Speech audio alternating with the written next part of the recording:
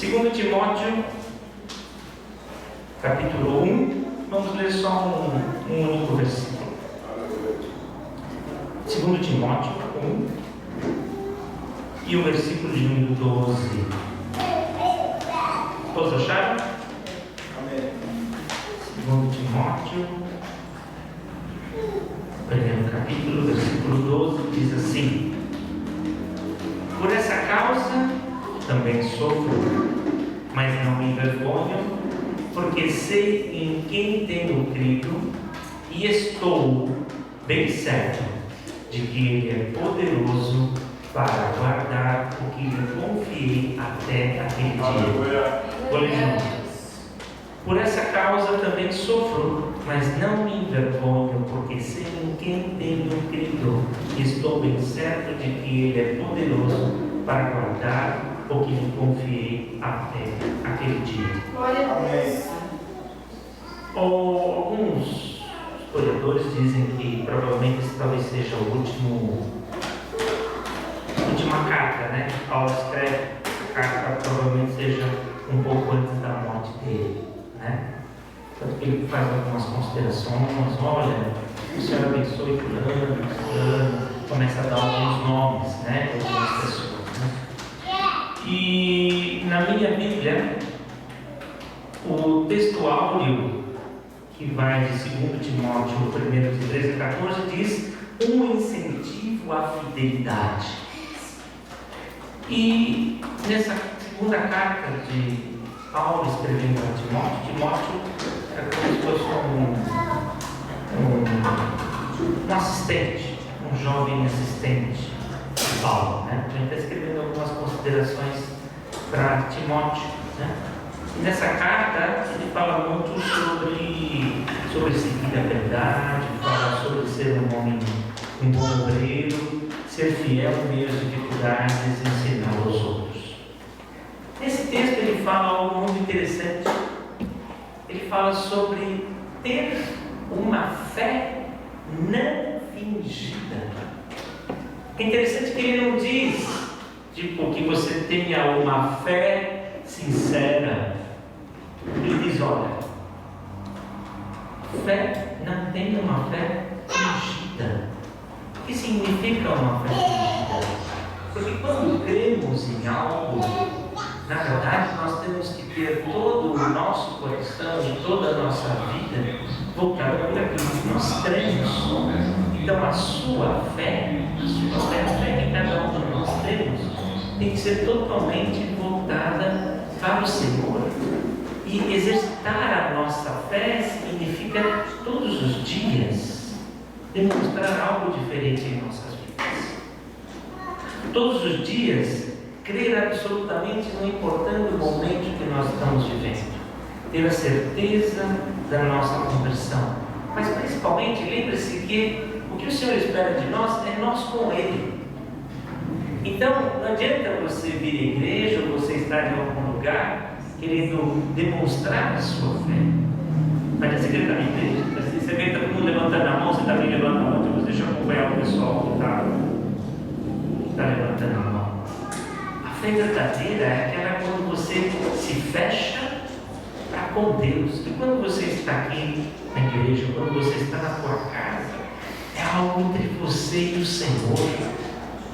Essa que é a verdadeira fé sincera. E quando ele diz a fé não fingida, é muito interessante quando a gente pega os 10 mandamentos, a maioria deles é tudo não, é um alerta, não, é tipo, cuidado, não faça isso, cuidado, não tenha uma fé fingida, porque na verdade a sua fé fingida só pode vir te afastar do Senhor. Não tem nem como alguém que tenha uma fé fingida possa dizer que tipo, eu sou um crente. Porque a tua salvação, a minha salvação, está baseada na tua fé, na minha fé, na fé de cada um de nós. E muitas vezes nós vamos pela emoção, e a emoção do homem, a palavra diz que inclusive o coração do homem é enganoso. Então não se permita que o seu coração te engane. Que o teu coração não venha deturpar a verdadeira essência do Senhor sobre a tua vida. Porque a tua fé em nenhum momento ela pode vir a ser abalada. você pode chorar. Essa é a palavra diz, você pode chorar. Nós vamos passar aflições, isso foi o que o Senhor Jesus nos disse. Então nós vamos passar aflições, sim, nós vamos, mas o que jamais podemos é perder a nossa fé. E através da nossa fé é a unção e o exercício do Senhor sobre a palavra dele é que vai estar sobre a tua vida. Nesse texto, ele fala algo muito grande que o mexe aqui, vocês podem perceber que normalmente acho que cada um tem o seu chamado, cada um tem o seu dom. Nós vamos falar um pouquinho mais para frente. E o meu parece que é sempre voltado, já disse isso antes, é sempre voltado para o sentido de exortar, sempre no sentido de, olha, vocês aqui crentes, tomem cuidado, leiam a palavra, sigam tudo que o Senhor diga, não desviem do caminho. Então, normalmente, aquilo que está no meu coração sempre é muito mais voltado para a questão de exortar, para a questão de ensinar e trazer uma palavra que você tem que trazer para a tua vida e fazer com que a tua vida seja conforme a palavra diz. Amém? Aqui ele fala, no momento, que ele fala assim, ser crente em sua casa. Porque aqui, no momento de saudação, quando ele está falando com Timóteo, ele diz assim, primeiro a palavra, ou seja, primeiro o Evangelho foi para a avó e a mãe de Timóteo. Interessante que ele faz questão de fazer esse comentário.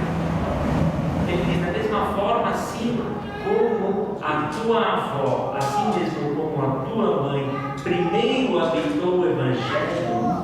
Então, eu sempre digo, irmãos, quão importante é você crente na tua casa. O quanto de dificuldade que nós temos na nossa casa, eu sempre falo isso, eu vou repetir talvez um milhão de vezes, porque ainda creio nisso. O quanto é importante você ser crente na tua casa, porque não adianta você vir à igreja, você dá glória a Deus, você vem aqui, você dá um testemunho, você traz uma palavra, mas se na tua casa você não é o mesmo homem ou mulher no qual você se apresenta aqui, tudo isso vai mal. Tenha certeza que quando Paulo menciona que primeiro habitou na sua avó e na sua mãe, aí ele diz, agora estou convencido que também habita em você. Ou seja, sejamos nós exemplos da nossa própria casa, porque através do nosso exemplo é que as criancinhas vão realmente crescer nos caminhos do Senhor, e assim também diz a palavra. E o quanto é importante trazer a igreja para a tua casa. Não, a gente sempre fala isso, ele mexe, eu falo, o pastor fala, não adianta 4 horas por semana estar aqui, de repente a semana tem 7 dias e 24 horas. Então traga a Deus todos os dias para a tua casa. Amém? Separa um momento, faça um devocional na tua casa, eu sempre digo isso, e continuo crendo. E eu tenho certeza que o Senhor irá se alegrar quando vocês fizerem. Você não tem que dizer nem para ninguém. Você não tem que fazer eu comecei agora a fazer um devocional em casa. Faça e creia que o Senhor vai estar ali, vai estar habitando na tua casa e vai estar trazendo um ensinamento para a tua casa, ensinamento para os teus filhos. Talvez o teu vizinho escute lá, você vai estar louvando, trazendo algum louvor, o teu vizinho escuta.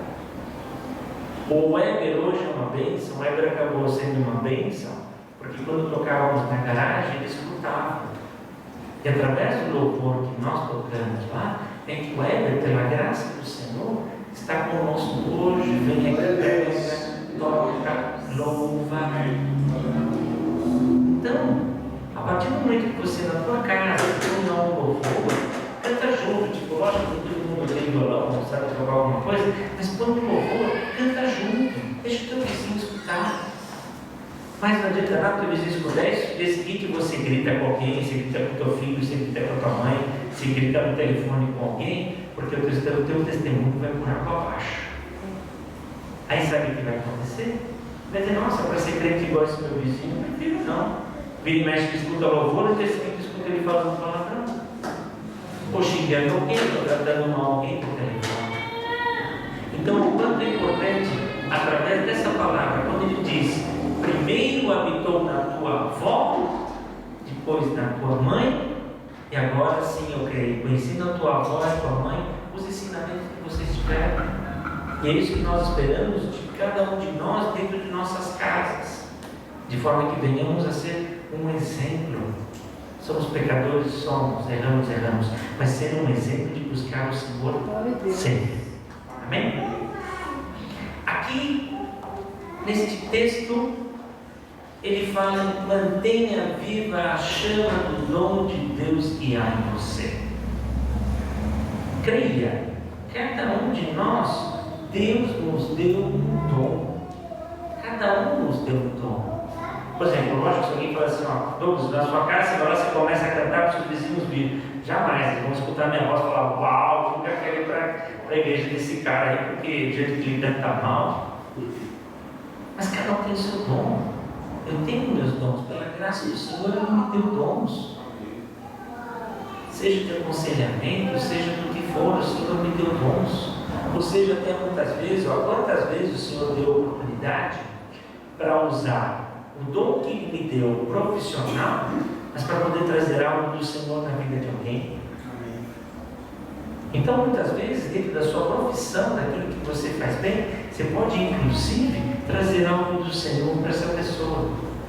Então, o quanto é importante fazermos exercício dos nossos dons, exercitar os nossos dons. Se você costura, então costure. Quando alguém for te pedir para costurar, você vai fazer bem aquela costura, e aquela pessoa talvez até venha para falar com você de novo, aí vai te dar uma oportunidade para você vir a falar do Senhor para essa pessoa. Não importa qual seja, que às vezes quando a gente pensa em dons, uma coisa são os dons do Espírito, que é da fé, que é do... Até esqueci, né? Nós somos 7 dons. Os dons do Espírito. Fica um pouco polêmico, eu estou concentrado no texto.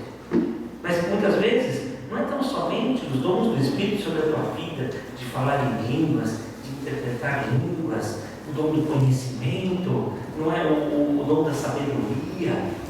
Não é tão somente estes dons, é o dom e as habilidades que cada um de vocês tem para fazer isso como uma isca, como um pescador, para você ser um pescador de alma na sua vida.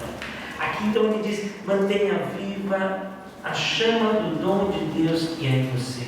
Ou seja, pratique e exercite o dom que o Senhor deu sobre a tua vida. Amém? Amém.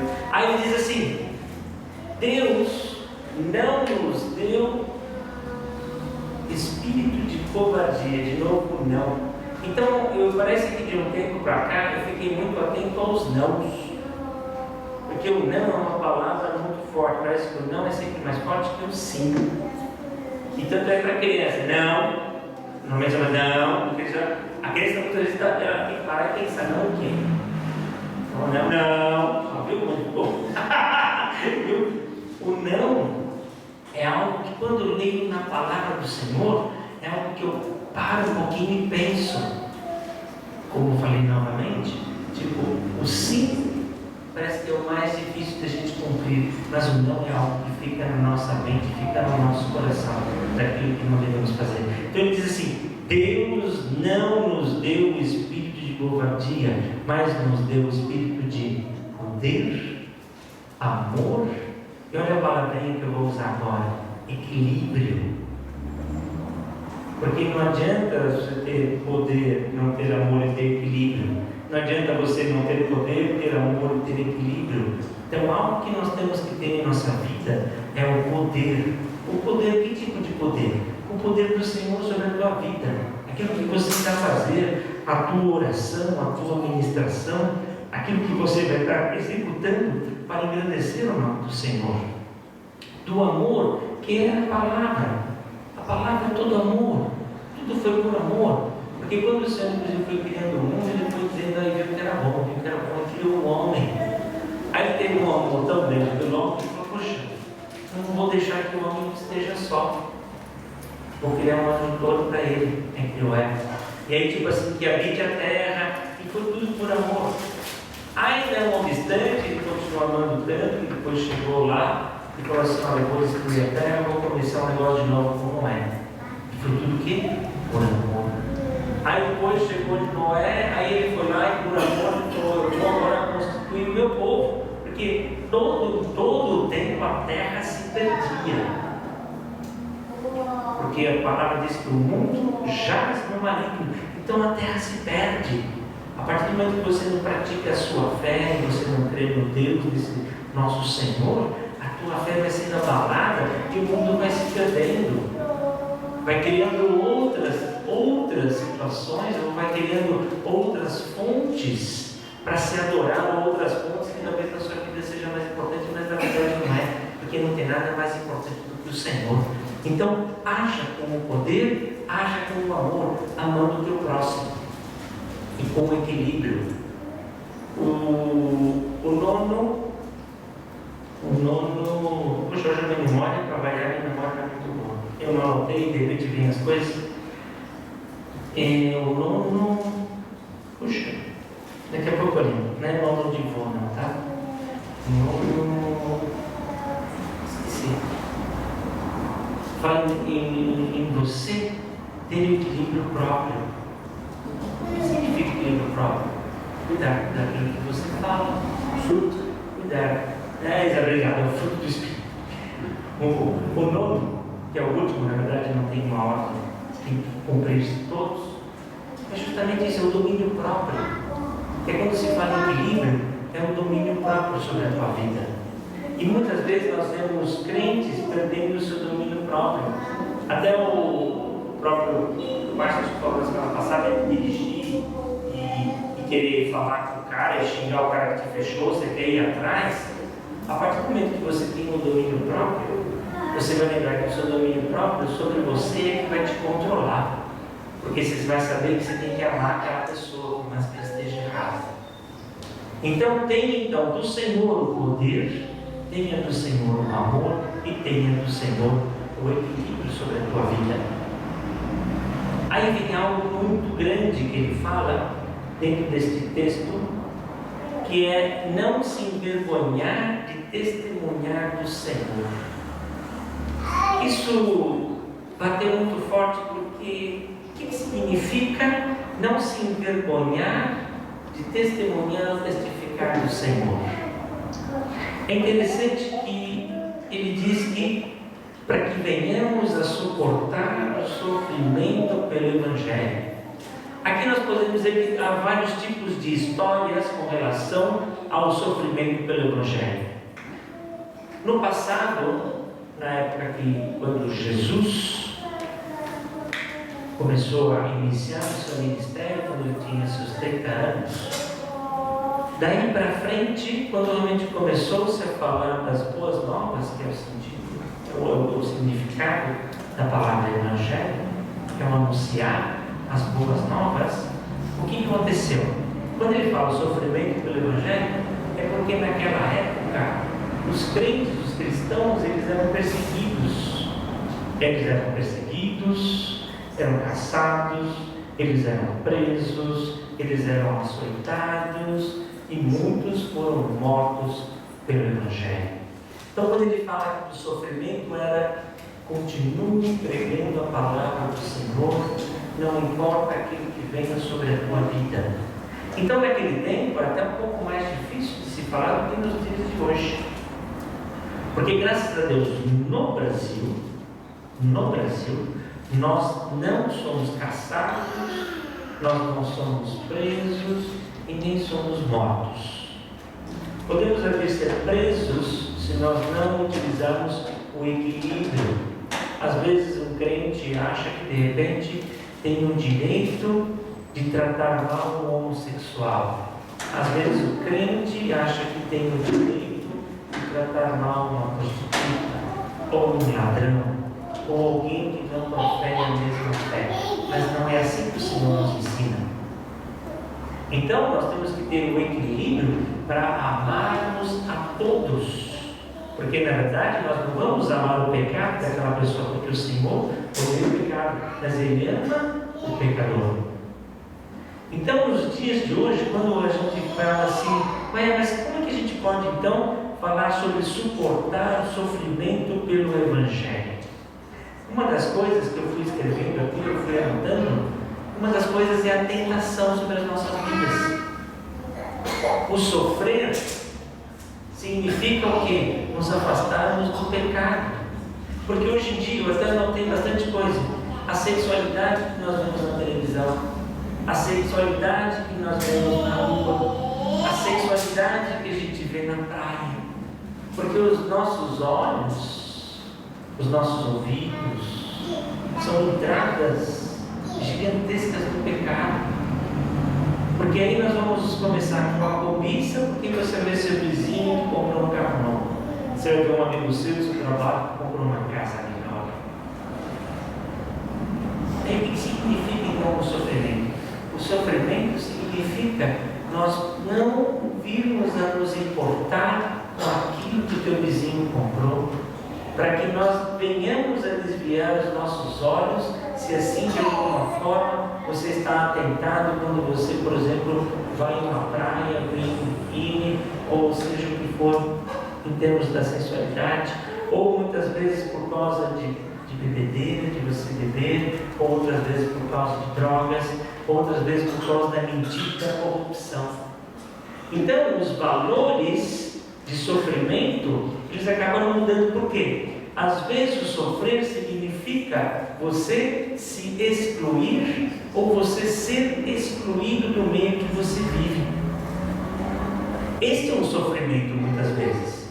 Porque o que acontece? O crente tem que tomar cuidado onde ele vai, com quem ele vai e onde vai. Por que vai acontecer? Primeira coisa, os seus grupos de trabalho normalmente vão querer fazer o quê? Vamos lá fazer um happy hour. Tá bom, vou fazer um happy hour. O problema não é o happy hour. A palavra happy hour não tem nenhum problema, que significa hora feliz em inglês. A questão é, aonde será o happy hour? Opa! Então talvez eu não vá.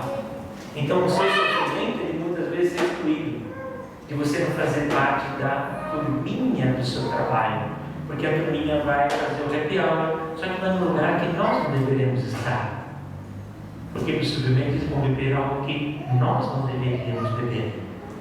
Então o nosso sofrimento está muito mais de nós negarmos as coisas do mundo que estão próximos a você.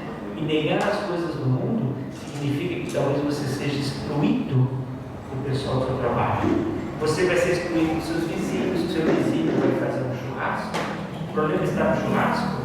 Quer dizer, hoje talvez esteja, né, por causa da frigor, etc e tal. Mas o problema não está no churrasco do seu vizinho. O problema é o que vai estar acontecendo no churrasco do seu vizinho. Qual é o comportamento que o seu vizinho, ou as pessoas às quais ele vai convidar, tipo de ambiente ali vai se tornar, porque você vai ser um edificador, vai conseguir edificar aquele lugar e abençoar aquele lugar com a sua presença, ou na verdade você vai acabar sendo contaminado. Então muitas vezes o seu sofrimento vai ser o quê? Se sentir excluído pelo teu vizinho, que o teu vizinho não vai chamar. Ele vai estar lá fazendo um sambinho, o pessoal do churrasquinho, e você na tua casa. Mas o que você tem que fazer é glorificar o Senhor, porque você não estará se contaminando. E no momento certo, você vai lá e vai jogar a sementinha no teu vizinho, mas não no dia da bebedeira do churrasco. O sofrer, muitas vezes, é você se distanciar dos amigos da tua escola, da tua faculdade, ainda mais a molecada, tipo, vamos sair daqui, mata a aula, vamos ali no boteco, vamos ali no barzinho, vamos não sei aonde. E você dizer não, imagina se toda semana ele fala assim, não, no boteco? Não, cara, não obrigado, não vou. Aí você não, vamos no boteco? Não vou. Aí depois não te perguntam. O que vai acontecer? Vai existir uma panelinha e você estará excluído da panelinha. E muitas vezes até dentro da tua própria família, da tua casa. Dentro da tua casa. Tipo, o que eu estou falando para vocês pode ser que aconteça na casa de vocês, mas é só um exemplo para vocês até utilizarem no futuro. Dentro da tua casa pode até existir lá alguém lá que vai fazer o churrasquinho lá, teu irmão, teu filho, teu pai. Mas que tipo de churrasquinho tem na tua casa? Então talvez, até mesmo dentro da tua casa, você tem que, de uma certa forma, se excluir para que você não venha se contaminar. Então este que é o nosso sacrifício. O nosso sacrifício, muitas vezes, é afastar até da nossa família, porque o próprio Senhor Jesus disse que Ele veio para trazer a intriga dentro da tua casa, porque um vai aceitar o Senhor Jesus e vai querer andar conforme a palavra diz, mas às vezes o teu pai não, o teu irmão não, o teu filho não. Então por isso que temos que ser bênção em nossas casas, para que na verdade quando as pessoas venham olhar para nós, teu pai, tua mãe, teu filho, teu irmão, num dia X, às vezes não é no primeiro ano, nem no 10º ano, nem no 20º ano, mas vai ter um dia X, e quando essas pessoas que ali estavam no pecado e que não conheciam Jesus, quando eles começam a olhar para trás e veem aonde eles chegaram com a vida que levou, e vem de onde você chegar, e nem estou falando em termos monetários, estou falando de paz de espírito, estou falando do seu olhar brilhando de alegria, por ter certeza da salvação do Senhor em você, por saber que o Senhor toma conta de você por todas as adversidades que nós temos no dia a dia. E assumir, interessante que eu estava pensando em algo, o que significa assumir que é cristão? Aí, infelizmente, me veio um fato muito ruim, mas eu vou trazer para os irmãos. É interessante o quanto o Estado Islâmico, quem não sabe, o Estado Islâmico seria como se fosse uma religião, e na verdade eles acreditam que ainda estão na Terra Santa, que na verdade o Deus é o mesmo Deus de Abraão, que na verdade ele quer excluir todos aqueles que não creem na mesma palavra que eles creem, ou seja, só eles estão certos. Então podemos chamar de uma facção dos muçulmanos que acreditam. Interessante que eles fazem tantas coisas ruins e eles ainda se orgulham de fazer as coisas ruins, dizendo que aquilo é em nome do Senhor. Isso me incomodou tanto, por isso que eu trouxe esse texto, me incomodou. Puxa, pessoas que fazem coisas erradas que não vêm do Senhor, se orgulham tanto em falar, e nós, que somos crentes, que nós temos a certeza de que a palavra diz é aquilo que realmente cremos, que é Deus que nos amou, que enviou Jesus, que morreu por nós. Por que nós não anunciamos com tanta veemência, com tanta garra, com tanta determinação, do amor de Deus que nós reconhecemos que temos? Alguém que faz tanta coisa errada, então pessoas tão más, eles matam cristãos, matam qualquer um que não crê da forma que eles, na verdade, exercem a religião deles. E nós que cremos no amor, que é basicamente tudo aquilo que nós estamos falando, não fazemos muitas vezes isso com tanta veemência, com tanta firmeza, com tanto tipo de demonstrar: eu sou crente mesmo, eu sou crente, eu sou cristão, eu creio na palavra. E eles acabam infelizmente fazendo de uma certa forma. Então, o assumir ser crente é termos orgulho de crer na palavra e ter orgulho de saber que o Senhor escolheu a cada um de nós que estamos aqui, e que o Senhor cuida de cada um de nós. Mas parece que nós perdemos muitas vezes a questão de falar com orgulho e bater no peito: eu sou crente. Mas não com o orgulho de eu sou crente, eu sou melhor, não. Com orgulho de dizer o seguinte: eu sou crente pela misericórdia do Senhor. Não porque eu sei mais ou porque entendo mais, mas é que pela humildade, porque em todo momento o Senhor Jesus foi humilde. Em todo momento, quando nós lemos a palavra no Novo Testamento, sempre tudo se traz com humildade. Todas as vezes que o homem tentou se exaltar, o que aconteceu? Caiu. Aconteceu com Sansão. Sansão era um cara forte, ninguém poderia saber que a força dele adivinha do cabelo. E se achava bom e ficou brincando com a esposa, ficou brincando com a Dalila. Fala para mim que eu me amarrar com cordas novas, blá blá blá blá blá blá. Ele ficou tirando no saco. Até que um dia, então tá bom, vai te contar, já que você insiste e eu quero te mostrar que eu te amo, então me ajuda a ficar no cabelo. Por quê? Porque talvez ele tivesse um pouco de orgulho de saber que ele era forte e meio indestrutível. Então temos que tomar cuidado, sermos orgulhosos, sermos crentes, mas cuidado para não bater no peito com orgulho, bater no peito com humildade, porque somos salvos não é por nossa causa, é pela misericórdia do Senhor sobre as nossas vidas. Amém? Amém. E aqui diz o texto que o Senhor nos salvou e nos chamou com uma santa vocação. A nossa santa vocação é de pregar o Evangelho. Glória a Deus. A santa vocação de cada um de nós tem a mensagem do Ide pregar o Evangelho a toda criatura. E aqui o texto, não o texto que eu li, mas nessa mensagem de 1 Timóteo, 1 de 3 a 18, ele basicamente traz todo este contexto para que, na verdade, quando nós acordamos de manhã, o que nós temos que lembrar é: eu tenho que levar a santa vocação que o Senhor trouxe à minha vida, que é declarar o Evangelho. O que significa Evangelho? As boas novas. Então é proclamar as boas novas. Então todos os dias eu tenho que amanhecer e falar: hoje eu tenho que proclamar as boas novas a alguém. Eu tenho que levar a mensagem de salvação a alguém. Aí ele diz assim: não em virtude das nossas obras, porque nós não fizemos absolutamente nada para merecer, tão somente por causa da sua própria determinação e graça. Essa determinação e graça vem do Senhor sobre as nossas vidas. Então somos salvos e remidos porque o Senhor nos amou, porque nós não fizemos nada. O que o Senhor pede é muito pouco. Ele pede para sermos fiel a Ele, pede para nós amarmos, e pede, na verdade, o quê?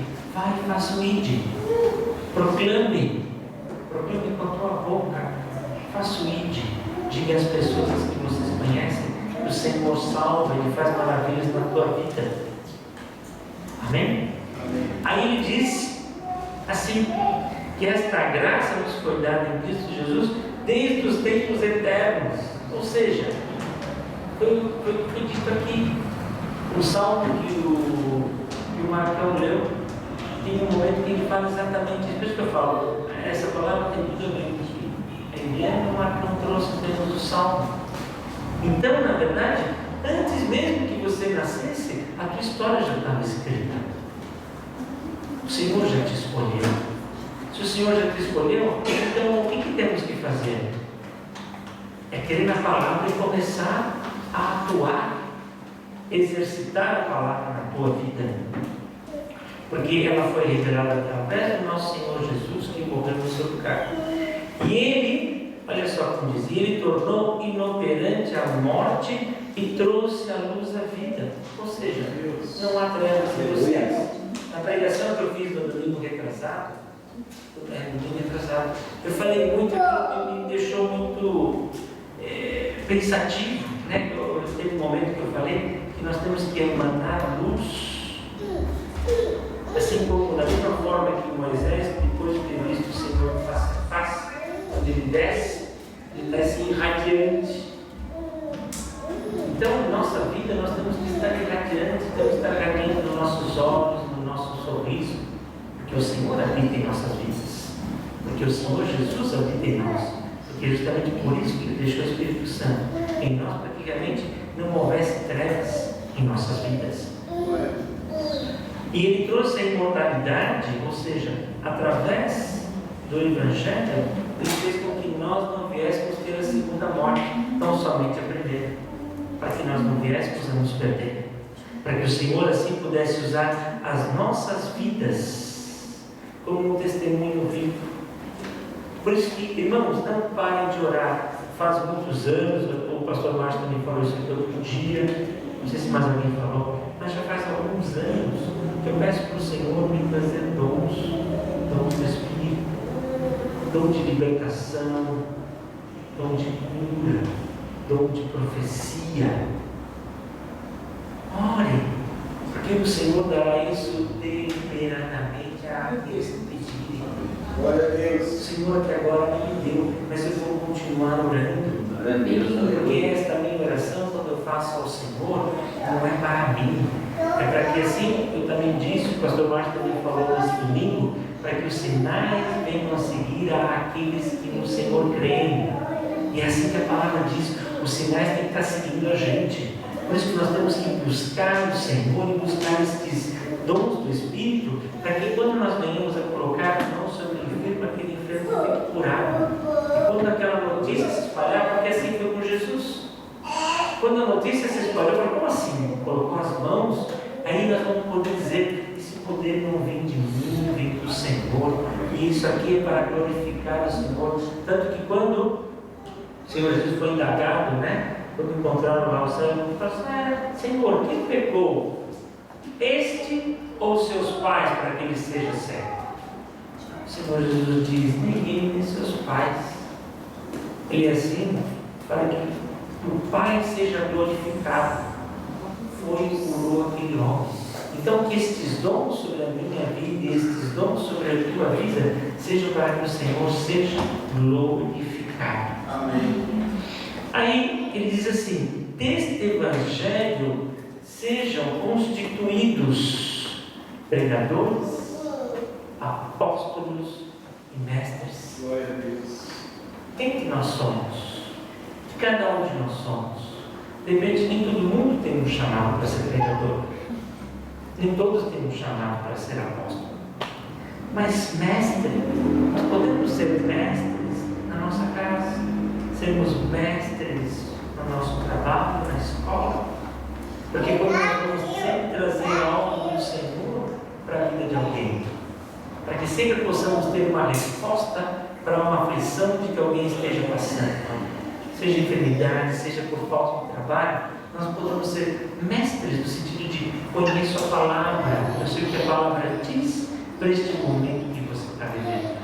Existe uma passagem bíblica que demonstra muito aquilo que você está passando neste momento. E isso vai fazer de você como um mestre. Amém? Aí ele diz assim, para que venhamos a reter com fé e amor em Cristo Jesus, para que o modelo da sã doutrina esteja em você através da palavra. Aqui no texto Paulo diz, para que seja assim como eu. Essa sã doutrina da qual eu persigo e a todos os dias eu prego, também estejam sobre as vidas de vocês. Para que assim seja confiado em cada um de nós e através do Espírito Santo isso venha habitar em nossas vidas. Esta palavra de hoje é de ensinamento, porque na verdade não adianta virmos à igreja, escutarmos a palavra, se não exercemos ela no nosso dia a dia. Fazer com que a palavra seja viva na tua vida. E muitas vezes parece que a gente escuta e não pratica. E o Senhor vai nos cobrar. Porque, sabe o que acontece? Eu sempre falo para minha mãe, assim, brincando, né? Mas é verdade. Só brincando, mas ela sabe que é sério. Eu já falei isso. Pense que na sua vida ele é um filme. Pense que a sua vida é um filme. Então, qual é a desculpa que você vai dar para o Senhor? É ridículo falar assim, né? Como se você acha que o Senhor vai acreditar ou aceitar uma desculpa sua. É verdade, meu servo, não tinha pensado nisso. Não vai acontecer assim. Portanto, pense todos os dias quais tem sido a sua atitude para com o Senhor, porque instruído é o que nós buscamos fazer aqui neste púlpito. É o que buscamos fazer quando algum irmão pede algum aconselhamento. Então, instruídos os irmãos estão. Agora, não tem como eu, o pastor Márcio, qualquer obreiro, qualquer pessoa aqui fazer com que vocês executem o que seja dito. Portanto, tomem cuidado com a palavra que vocês escutam, porque se vocês não ouvirem, vocês não vão poder chegar para dizer, Senhor, acho que eu não ouvi essa palavra. Aí o Senhor vai lá, eu lembro muito bem, lá no dia 22 de março de 2017, A palavra que foi dita foi essa. Você estava lá, você escutou e você não a cumpriu. Então permita que a palavra do Senhor sobre a tua vida entre numa orelha e saia da outra orelha. Que a palavra do Senhor possa entrar nas suas duas orelhas e fixar na tua mente, fixar no teu coração. Porque isso vai servir o quê? Para glorificar o Senhor e para fortalecer a tua fé, fortalecer a tua vida. Portanto, pratique o Evangelho. Tem um filme, não sei se alguém já viu o filme, não recomendo, tá? Tem umas cenas meio fortes, mas tem um filme chamado O Livro de Eli. Eu vou colocar o filme para vocês. Esse filme, ó, O Livro de Eli, vou resumir um pouquinho. Pessoal, o livro de Eli é o seguinte: é uma era apocalíptica, ou seja, sei lá quantos anos para frente, o mundo meio que quase acaba, ficam poucas pessoas, não tem água, e o que acontece? Não existe mais livros na face da terra. E tem um cara que está buscando a Bíblia. Ele acha que está encontrando a Bíblia. E esse ele na verdade está trazendo a Bíblia toda decorada na mente dele. Então, quando ele chega em determinado ponto, os caras falam: você tem a Bíblia toda? Ele tem. Aí acontece, a hora que ele tem o livro da Bíblia, na verdade ele até perde. Na verdade ali ele está tudo em branco, a língua dos cegos, e ninguém sabe interpretar. Então ele vai e começa desde Gênesis 1 e ele fala até Apocalipse.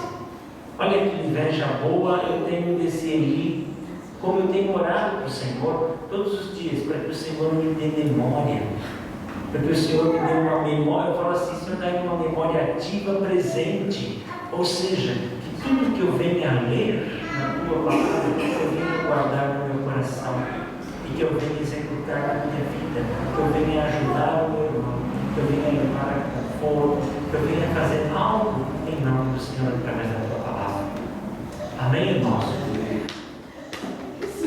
Não somente fiquem escutando esta palavra, depois na sua casa, amanhã, depois leiam 2 Timóteo de 3 a 14, para que realmente este ensinamento que Paulo traz, enviando essa carta para Timóteo, seja também na tua vida, para que você pratique também na tua vida. Amém, irmãos? É isso que eu tinha para trazer para os irmãos hoje. Lembre-se de não ter uma fé fingida. Sejam crentes em tuas casas. Mantenha viva a chama do dom de Deus que há em você. Que Deus não nos deu um espírito de covardia, mas de poder, amor e equilíbrio. E não se envergonhe do Evangelho. Faça realmente o Evangelho emanar em tua vida. Amém? Glória a Deus, então, por essa palavra que a mim tocou, a mim me fez pensar, a mim me faz realmente refletir. E assim tem que ser nas nossas vidas. Amém? Glória a Deus pela vida dos irmãos nesta noite aqui. E vamos aplaudir ao Senhor.